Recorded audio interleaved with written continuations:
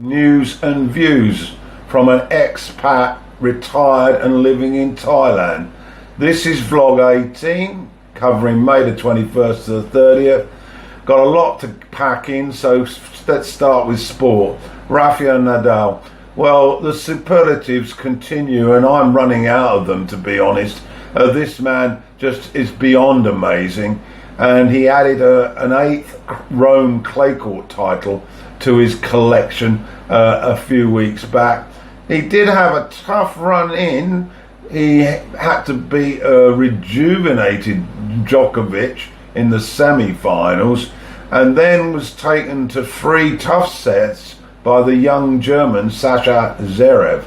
But he emerged on top as usual, and I just cannot see anybody stopping him in Paris. Champions League. Well, the score was Real Madrid 3 and Liverpool 1, but there were some mitigating circumstances, to be frank. Firstly, Sergio Ramos, who managed to muscle his way into Salah's shoulder, and the poor Egyptian walked off in tears. So that was a substitute that Klopp wasn't hoping for. And then shortly after that, the goalkeeper Karius carried out the first of 2 ridiculous mistakes, blunders, call them what you will.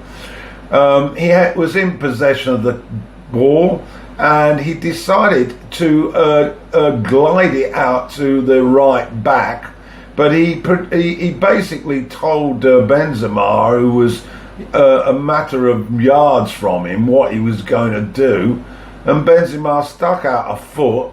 The ball hit his foot and then went in the corner of the net.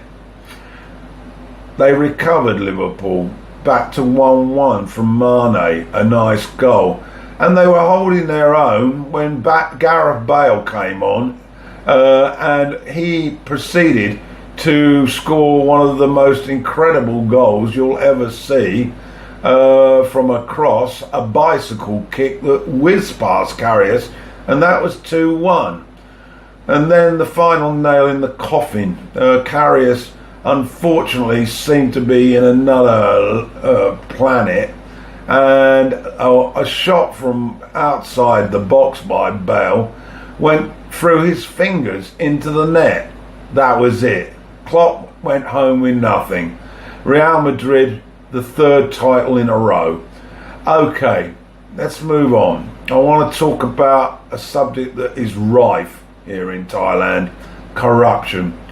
Now, corruption is a disease, and it is carried out in a number of different ways, but the first one I want to draw attention to is that one of the best friends of corruption is ignorance.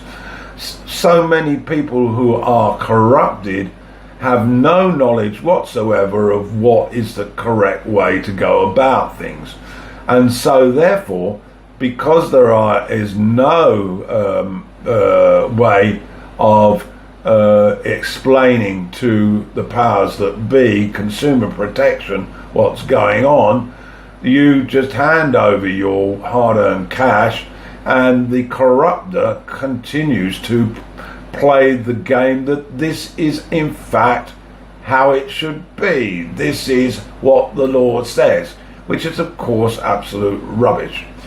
The second tactic that they use, if they can't completely blindside you into believing them, is to introduce the power of fear. And this is what happens here quite frequently in the education system.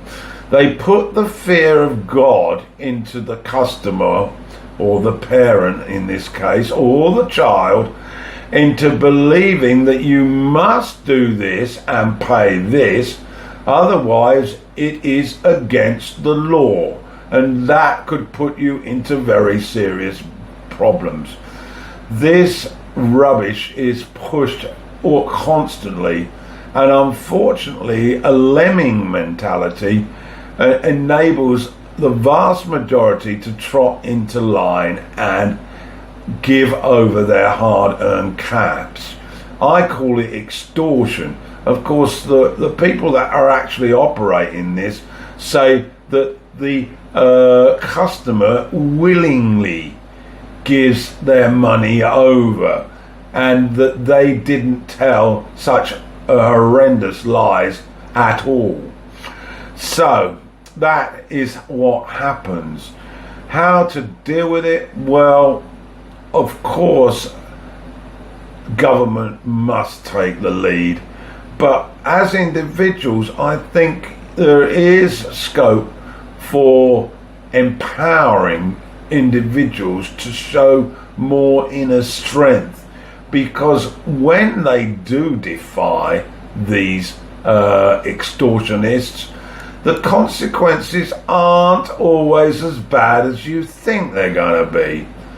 In my case, in education, when people actually say, well, we don't want that, and it's not the law, and the child is not going, the school has very little power to impose their will. Okay, just one final point.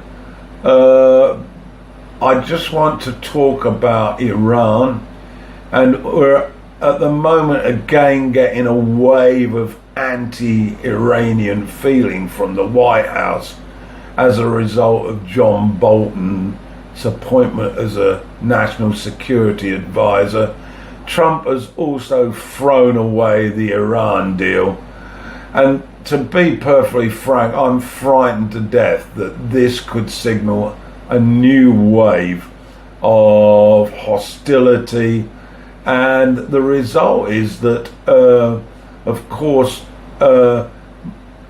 Muslim factions who are fighting their own battles in the Middle East can then change their hatred towards the West, and we could see a series of suicide bombings in the United States and America. This is not because of Iran, it's because of the agitators who follow an Islamic form of fundamentalism, and they will adopt these tactics. So the problem comes back to who on earth elected this man who is causing tremendous tremors throughout the world. Okay, that concludes the sort of mixed first part for vlog 18. I will be back with my usual take on media, and that will be coming up soon.